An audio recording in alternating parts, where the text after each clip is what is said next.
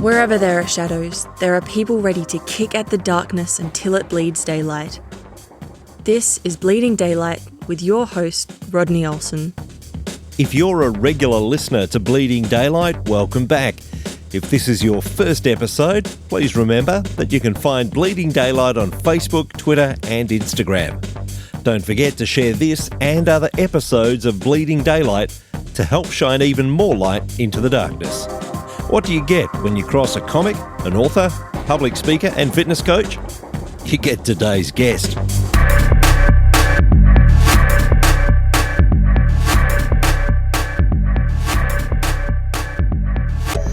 My guest today is an international writer, speaker, comic, professional communicator, and so much more. Her book, She Has a Big Butt, Get Past Your Excuses and Realise Your Dreams, tells the stories of women who've overcome obstacles and excuses on their way to success. Bailey Robor is also a successful fitness coach for over 50s.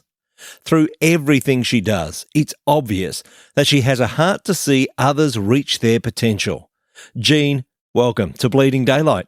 Thank you, Rodney. Thanks for inviting me to be a part of your show. I'm just so grateful to be here, and thanks to all the guys that are going to be listening and tuning in. I just appreciate this opportunity to speak to you today. You seem to be the kind of person who's very comfortable in her own skin, happy to be in front of people. Absolutely. You have pegged me exactly right, because when I was growing up, I was super shy, if you can believe that. And that's how I was most of my life. And I realized that that was really holding me back from a lot of opportunities that, would have been a lot of fun and I could have had more success. It took going through a really hard time in my life. Sometimes you have to hit rock bottom is what we say sometimes in order to start rising back to the top. And it took a really tough time in my life when I went through a divorce that was just horrific.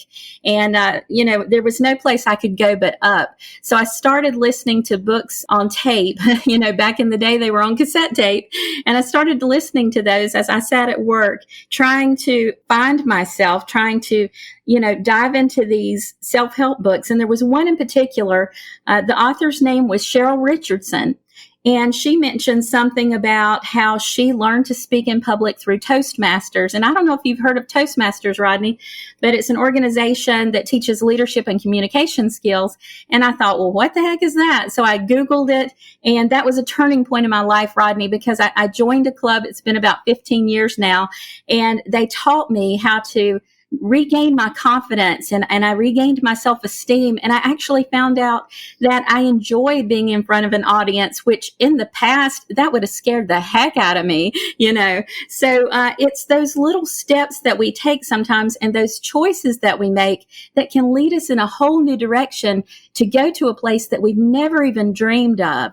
So I got past the fear of public speaking, the fear of speaking in front of people and being able to find my own voice and speak confidently about what I believed in, and found a way that hopefully I can help other people step into, their purpose in life. It's just been an amazing journey. So back in the day when you were listening to those voices on cassette at work, what did work look like? What was your job back then? I was working for a lab, and don't let that make you think that I know what I'm doing in a lab, because I worked behind a desk. I didn't actually, do the lab work, but I was working in a lab and processing specimen records. And it was sort of, mundane at that point because it was the same old. But the good news was, for the introvert in me, it was perfect because I could sit in my little cubicle and not have to worry too much about interacting with people. It wasn't long that I had been there that I realized if I wanted to move up in that company at all, I was going to have to step out of my comfort zone. And so this all came about kind of in the same time period, because I had been there about 5 years before I really did anything, that mattered. It was just an eye-opener when I found that, life can be a lot more than we think it is. Sometimes we think it's you get up, go to work, come home, that's it. And it's so much more than that, but we have to be intentional about it. We have to make those choices that lead us to the places where we can feel fulfilled. You mentioned that it took you out of your comfort zone, and certainly public speaking is one of those things they say is so many people's greatest fear. You learn public speaking skills through Toastmasters, but I think that comedy would turn the fear factor up to 11. You're not just speaking on a subject that you know, you're very much putting yourself on the line and trying to get a laugh. When did comedy come into the picture for you? That was interesting. I'm glad you asked me because I never dreamed that I would ever become a comic. That was not in the plan. Even after I became more confident and I started enjoying speaking on stage, I was giving motivational talks. I was talking about my book that you had mentioned earlier. And I love humor and I enjoyed inserting humor into my talks, but I never thought, hey, maybe you could get up there and, be on stage like Jerry Seinfeld or somebody. That never occurred to me. And then I went to a fundraiser in my local town and there were 3 comedians and they were holding this fundraiser to raise funds for cancer research, which is near and dear to my heart because, we all know somebody that's been affected by cancer. And so I showed up to support them. And after the show, we started talking and the 3 of them, were out there in the lobby and we started talking. And one of the guys said, hey, you should come and go to comedy school down at the Comedy Zone in Charlotte. And I'm like, comedy school? What is that? And he talked about it and he talked about it in such terms that it made me think, I at least need to go and check this out. I need to see what this is about. Had no idea that people actually went to a school or went to classes to learn how to be funny. And it made me think that maybe I can make my talks a little bit better if I go and, learn a few things from these guys that are experts at it. So for 7 weeks, I signed up for a course, and for 7 weeks, I would leave work at 5 p.m., drive to Charlotte, which was a couple hours away, get there just in time for the class at 7, and get back home at midnight. And I learned so much. I hung out with people who, like me, were coming out of curiosity. Others were coming because they had been on the stage, but they wanted to be better. And we just meshed as a group. We were from all walks of life. It was an interesting experience. And I can remember one of the things that was such a challenge, and this I found so funny because it wasn't just a challenge for me, but for all of us. Some of us who had been on stage before, but not in the comedy world, we were used to speaking with a microphone, but it was usually a fixed microphone or something that we held in our hand while we walked around. And if you notice, a lot of comedians, they start with the mic in the stand and then, they make it look effortless. They take it out, they take the stand and they move it around behind them. I'm telling you, that was the most awkward for me, was moving that stand without letting it fall over or tripping it up on my legs. It was the funniest thing. And it wasn't just me. And I thought, I guess the reason they're so effortless is because they've done it 100 times. And here we were doing it for the first time. I actually went on eBay and I bought myself a mic stand just so I could practice at home. The rest is really history, but it was such a great experience. And it wouldn't have happened if I hadn't shown up at that fundraiser and talked to those comedians afterwards and found out, how they were going out and they were doing things like this for their communities and helping in their communities and using humor to do that. And I think it's such a good connection for people when we can throw some humor even into something that's maybe a little bit serious of a subject, but we can insert some humor in it. Just, I don't know, it's like it resonates with people because we want to laugh. We want to have fun. Oftentimes when we think of humour, and especially stand-up comics, we're thinking questionable language and questionable subject matter, but you prefer to stick with clean humour. I imagine that would give you a wider audience. This is something else that I learned in comedy school. They said, you can take a clean set and you can always dirty it up, but it's really hard to take a dirty set that you've written and clean it up. So we would start with the base of, let's write that clean set. And that works so well because there are a lot of corporate audiences that want comedians that will not hire them if they're afraid they're going to say something on stage, that offends somebody. And so it's so important that we learn those skills of creating the clean set so that we can use that anywhere.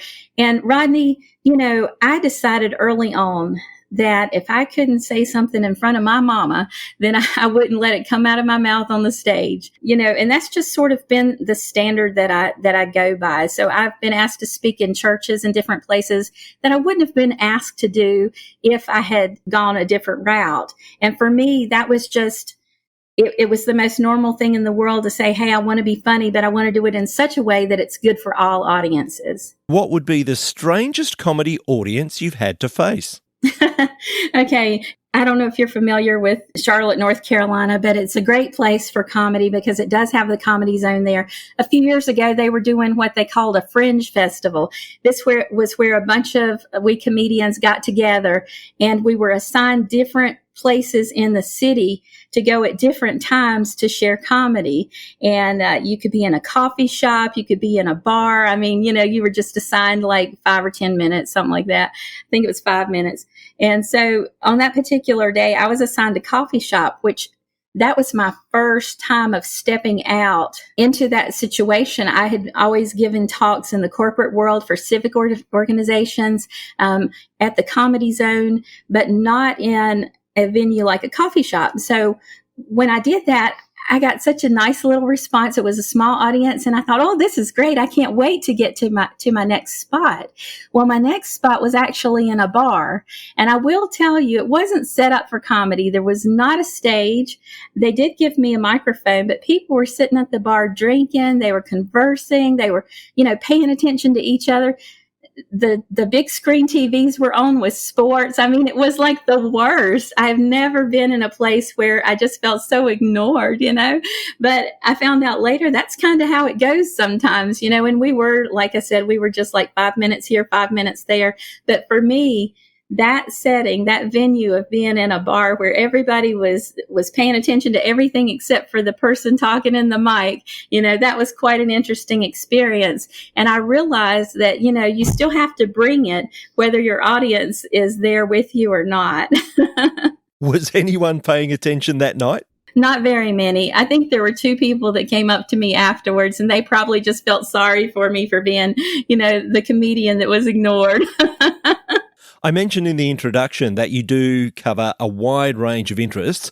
There's the comedy, there's writing, and we'll talk about your book soon. But there's also the fact that you're a fitness coach for those over 50. How did you fall into coaching? Oh, I fell into this because I was in really bad shape. So I'll just let out a little secret. I'm actually 57 now. And after I turned 50, it wasn't like being in my 20s anymore. And I realized because I did have a job where I sat most of the day, that it actually hurt when I had, times on the weekend when I was doing things and on my feet for a while. And I thought, I'm a little too young for this to be happening. Why does my body hurt so much? Why are my knees creaking? Why am I gaining this weight? And I started researching, how can I make myself better? Because I believe strongly in getting your mind, body, and soul healthy. And I had let my body fall apart a little bit, not in a bad way, but just not really being intentional about keeping it healthy. So I decided I was going to start walking. Walking was the starting place. And I started doing that. But I also realized something about myself. I have to and this is true for everybody. We have to find ways to set ourselves up for success. And I knew if I told myself, you're going to get up at 6:30 every morning and go for a 30-minute walk, I might do it a couple of days, then I might miss a day. I needed to be accountable to somebody. That's how I need to work, how I need to operate. So I created a group called Fit After 50. And because of that group and the people that count on me to show up to walk with them, it became a habit. Now, if people don't show up, I'm okay with that. I'm still going to show up anyway. But early on, I needed that encouragement and I needed to be accountable to others. So now we have over 200 people in our group. Now, they don't all show up to walk, but they're hanging in there on my meetup group. And I'm putting out information about ways that we can get healthy after 50 and things that we can do. And in the past, I always had this perception that you had to be a certain shape in order to be fit. That's not necessarily true.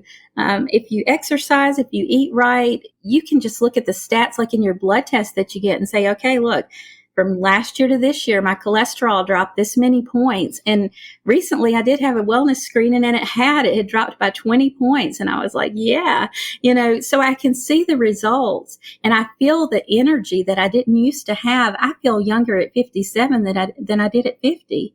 And it makes a difference, and not just in how you feel physically, but how you feel mentally as well. You're not, your mind can be sharper or sharpened by the habits that you create and by the way that you're intentional about bringing good health into your life. Do you think we sometimes use age as an excuse? Do we start to believe that once we hit a certain age, it's all downhill, that our body beginning to fail is inevitable, so let's not try and fight nature? I do. And I think that's an easy way out, but it's a natural thing to do, it seems, because we see other people giving those excuses, and when I wrote my book, I was talking about getting past your excuses and realizing your dreams. And that's what it's all about, whether it's physical fitness or what have you. We do tend as we age to say, oh, I'm just getting older. That's why my knees are creaking. But I can tell you that going up and down steps I found myself in a lot of knee pain. And since I started working out and building muscles, that's almost negligible now. It's amazing the things that we can do that we don't even realize because we do attribute it to, I'm just getting a little older. This is what's happening.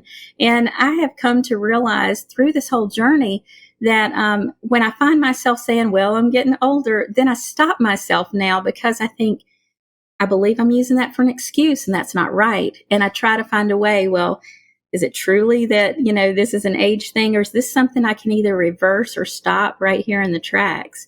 So, I think we just, again, have to be very intentional about what we do and even in what we say. I'm such a big proponent of the self-talk that we give ourselves and to make sure that we don't beat ourselves up. I used to feel that I beat myself up a lot because I was listening to my negative self-talk about why I couldn't do something or what was going on or those limitations I was putting on myself.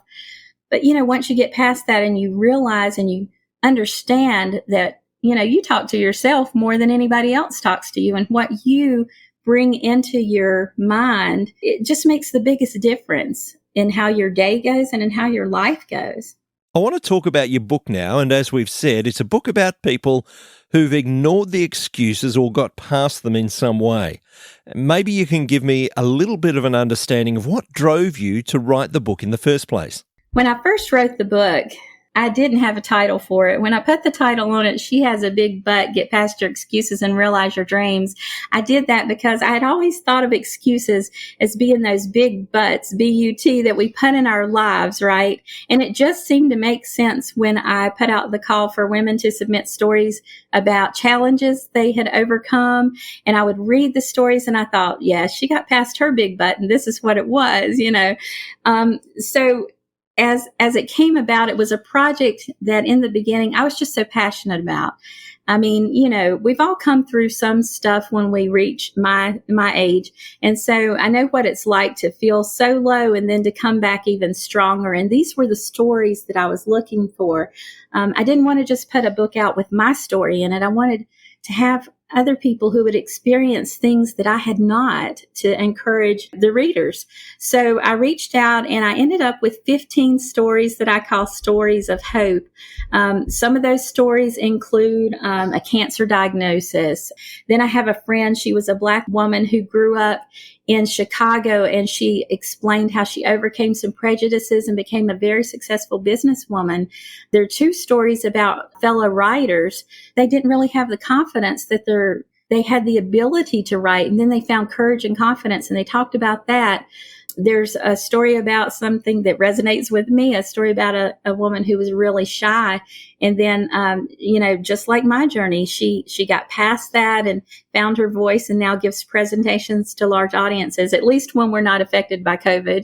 And then there was a story of a caregiver who was experiencing some burnout that was caring for her mom. And she found out how to better take care of herself in order to take care of others better. So she shares her story and she impacts others who are in that same boat, who are caring for other people.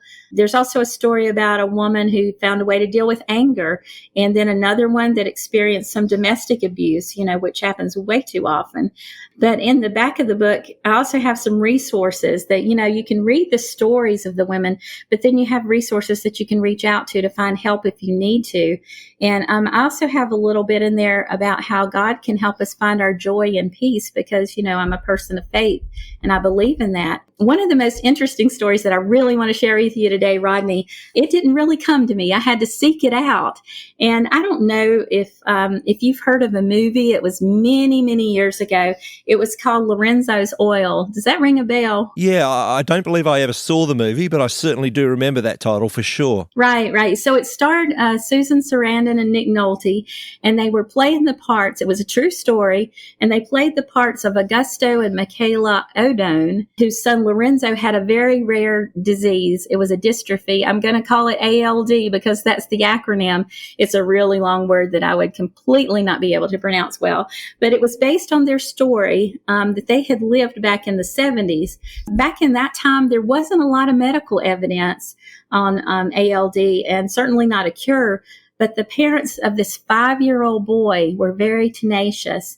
They didn't have a medical background, but what they did have, and what really impressed me and carried me through these years, to still remember it, was that they had an attitude that it was like a never give up attitude and such a great love for their child. The movie just, it just moved me. And so I began reading all the stories that were submitted for my book. And I thought about this story, about this movie that I had seen, the story of Lorenzo and how his mom had just completely dedicated herself to finding a cure. And I thought, gosh, this would be a perfect story for a book about women who would overcome challenges to realize some success, So I thought, wow, I remembered back when I saw the movie and how the medical community had told them that Lorenzo, who was 5, probably wouldn't live past 10 years old. That's just what happened in these circumstances, and that they should just keep him as comfortable as possible.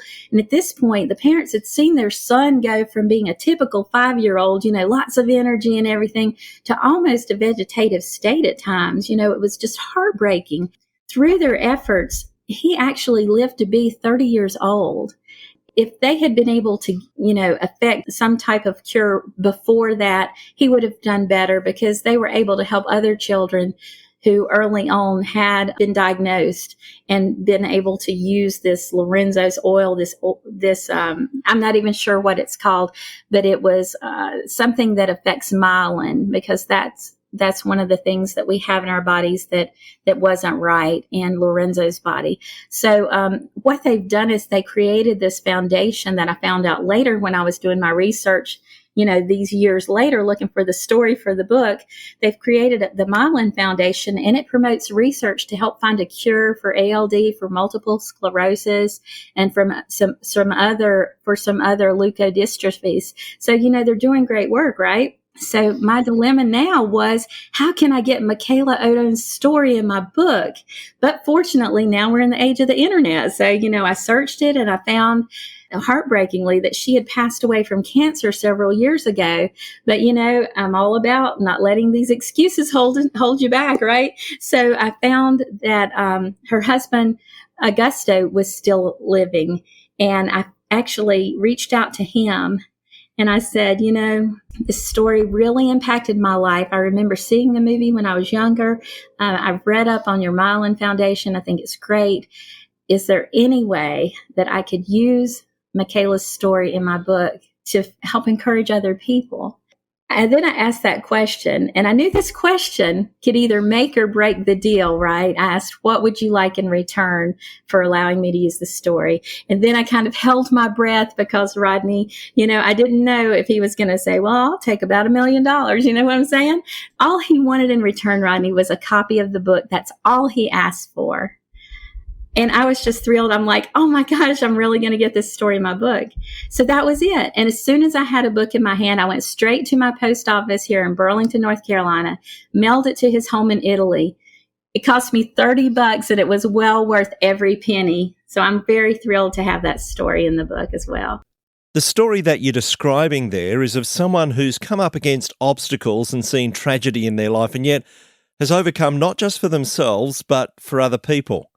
Did you find that was a common theme with the women that you spoke to, that once they overcame their own obstacles, they went on to make the world a bit better for others as well? Oh, yeah. It does seem, and you've probably experienced this too, when you see somebody that's overcome any kind of obstacle in their own life, they almost seem passionate about helping others overcome similar circumstances. I remember I listened to one of your recent podcasts, Rodney, where you were talking to Christabel about her brain injury. Something that she said really resonated with me. She said, if we wait until we're at 100% before trying to make a difference or help other people, we might never do anything.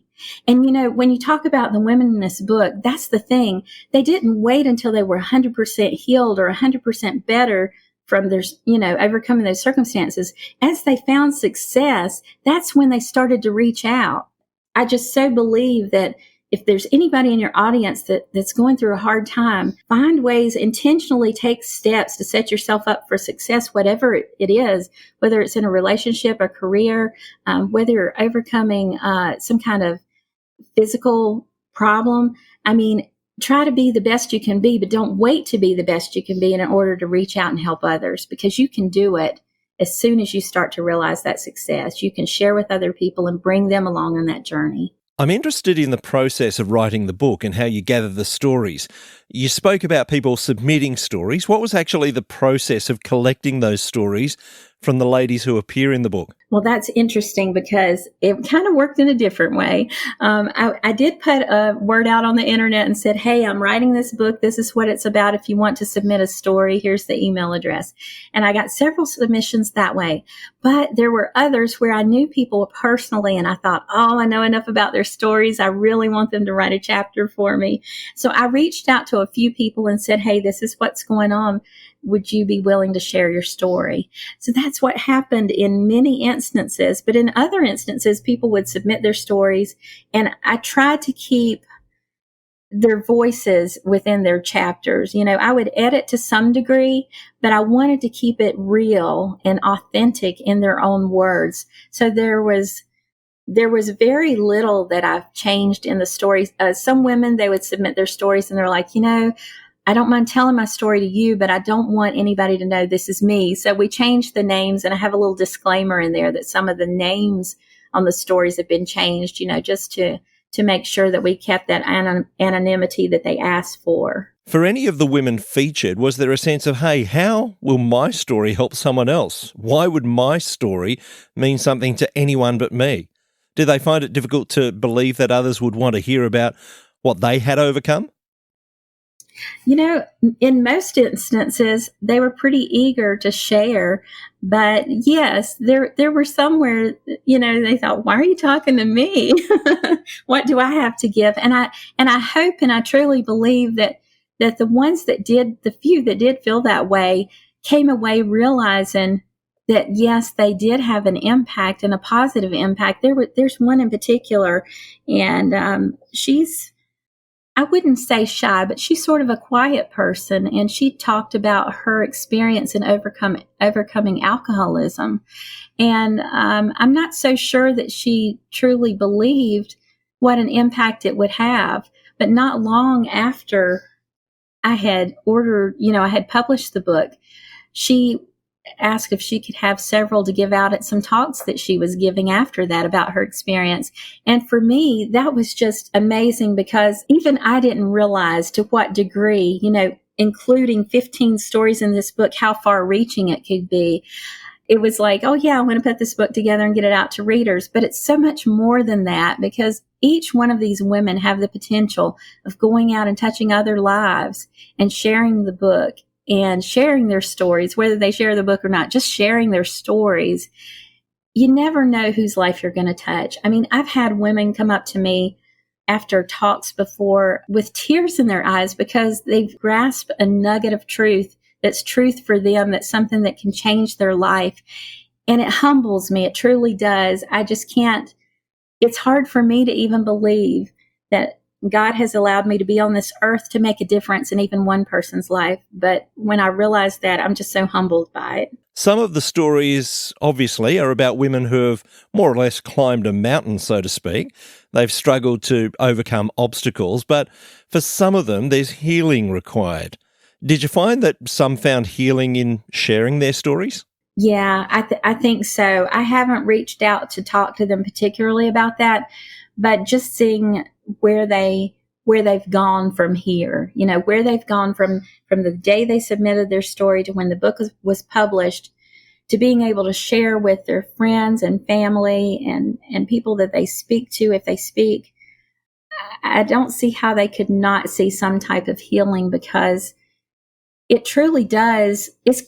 It truly does make a difference when we get our stories out in the public to impact others. It doesn't just impact them, it impacts us as well. And I don't know if you've had that experience, Rodney, or not, but it's almost like a weight has been lifted off your shoulders, like a burden has been lifted, because it's not just circumstances that are holding you down, but it's a freeing of those circumstances and stepping into that healing and walking through it and bringing others along with you. The stories are incredible, and you've already touched on some of the responses you've received.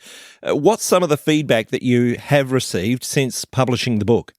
One of the most interesting things is, and we were talking about humor earlier and how I didn't really have the title for it in the beginning. Everybody seemed to embrace the title. They would say, "She has a big butt," and they would laugh and chuckle a little bit, and we would talk about it. And I remember being at an event, and I walked by, and one of the ladies who had submitted a story in the book was there. And when she saw me, she just yelled across the room, "She has a big butt. You're the She Has a Big Butt speaker," and we were laughing about it. And, it was kind of funny, but I mean, it's something that really sticks in people's minds. And I think that's one reason why I like it so much, because the stories in there, I mean, there's one that's a little humorous. I'm not going to give it away right now, but most of them are pretty heavy, But when you think about it and you realize that, we tend to put these buts in our way. We want to do this, but we give our excuse. I want to do this, but I didn't go to college. I can't do that. Things like that. When we get those buts out of the way and realize, hey, if I want to do this, if I have a passion about doing something, you can forge ahead and find a way. So I think when it comes to feedback, everybody loved the title. They just did. They loved it even more than I did, because in the beginning I thought, when people were finding it a little funny, I thought, this isn't really a funny book, but it seems to have worked. So I've appreciated all the feedback that I've gotten, and there are certain stories that resonate with certain people more than others. There are stories of external obstacles that need to be overcome, but a lot of what you're talking about are sorts of obstacles that we put in our own way. How do we start to deal with that? How do we start to realise that we're sometimes our own worst enemy and we're the ones creating the obstacles? I think you really have to know yourself. You have to be aware of who you are and what's in your heart. What is that dream that you almost been afraid to dream, but you would love it if your life looked like that? Find a way to get there. Let's just take, for instance, all that's going on. I don't know what it's like over there where you are, but here where I am, we've been kind of locked down for a while. It seems like it's not exactly locked down, but early on when COVID-19 came to our country, and especially here in North Carolina, we were told, go home, work from home, that kind of thing. I was staying home more. I was having groceries delivered. I wasn't going out too much. And I could have looked at that, all that time that I was spending at home, as one of my big buts. Well, I'd really like to do this, but all the events were being canceled because, you're not going out into crowds anymore. Crowds aren't gathering anymore. So that could have been seen as a big but. People have found ways to get around that. Like, for instance, we're having this conversation and we're miles and miles apart, right? So we found ways to do virtual presentations. Even in the comedy world, there's been some comedian friends of mine who have gotten together on Saturday nights and they've put together clips and they've shown them, as like a comedy show. I mean, things that we never dreamed of before. So we could have looked at this sheltering in place because of COVID as a big but there's some good things that have come out of it. And I think if you look at your life that way, you don't stop at that but. You might have a but there, but you don't stop there. You find a way around it if possible, if it's a true dream of yours. I don't know about you, but I'm a grandma. So I was missing my grandkids, once I was sheltering in place. And I thought, I don't really like this. I don't like not being out there and giving them hugs and hearing them call me Mimi and all this stuff. So we would do some video chats. And I thought, after a minute or two of video chatting, I mean, with my kids, it's one thing, but with 4-year-olds, they get bored after a couple minutes if you're not doing something fun. So I decided I'm going to write some kids' stories, and I'm going to read these stories, and I'm going to be animated on this video chat. And we had the best time. So now I have these 3 kids' stories about a tiger and his friends, and I'm thinking about publishing a book with those in there. That never would have happened if I hadn't had this big butt that I got out of the way because I was sheltered in place at home. So, good things can come out of what we see sometimes as a big excuse in our way. But if we just think kind of outside of the box, to coin the phrase, but just start thinking differently and being intentional about what we want to do. I've also started working on a book. It's actually a novel that's set, of course, in the year 2020, because this is a crazy year. So, hopefully that'll work out as well. And then a couple years ago, I started on a Fit After 50 book that I sort of put to the side. So I've pulled that back out because, I have more time now. So what looked like something that could have shut me down and kind of gotten in my way has really given me the chance to do some things that I just didn't have time to do before. If you could go back and speak to that young woman in a fragile state after a bad divorce, sitting behind a desk at a lab, and tell her that everything's going to be all right, how would that conversation go? I think at that point, she was so fragile. To have me enthusiastically say, you just got to get past that, you just got to get to the other side, that would not have worked. I think I would have had to help her see that, little by little, step by step, you can live a better life. Maybe seeing the big picture, like where I am today, that might have scared that woman off. She would have been like, I can't ever do that, but just to come along slowly. First, it started with the self-help books that I was pouring good things into my mind. Through that, I learned about self-talk and how important that was, so that was another step. There was a time where I really wanted to turn my back on my faith because of all the bad things that were happening. It's easy to blame God when sometimes it's our own choices that put us where we are, right? And so I found a way to regain and reclaim my faith. And to me, that strengthened me as well. So it was little by little. It was almost like baby steps leading up to where I was going.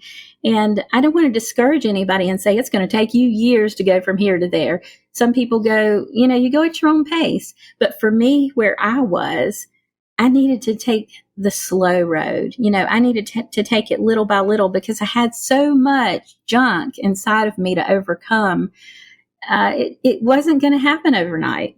And that was okay, because I think as long as we move forward, that's all we can do. And sometimes it's like taking 2 steps forward and 1 step back. I mean, that's just how it works sometimes. It kind of works that way with grief too. When you lose a loved one, you don't just continue to get better over time. Sometimes you have good days and sometimes you have bad days where you just miss them so terribly. So it's not something that you can say, here's the cookie cutter, everybody that does this is going to get here. But there are steps that we all can take.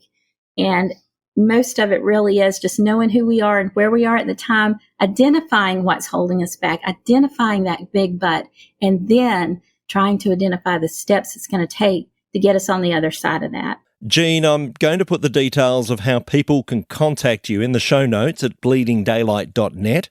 But for those listening, if they did want to catch up with you online, where's the best place to go? Okay, my website, jeanbaileyrobor.com, is a good place to start. Also, you can find me on Facebook, LinkedIn, and Twitter at my name's Jean Bailey Robor. Apparently, I'm the only one in the world, so it's not hard to find me. Remember, those details will be in our show notes at bleedingdaylight.net. Jean, it has been a tremendous opportunity to chat with you, to hear about overcoming obstacles, and to understand that we all have our own mountains to climb, but we can overcome them. There is hope. Thank you so much for being generous with your time on Bleeding Daylight. Thank you, Rodney. It's been a pleasure. Thank you for listening to Bleeding Daylight. please help us to shine more light into the darkness by sharing this episode with others. For further details and more episodes, please visit bleedingdaylight.net.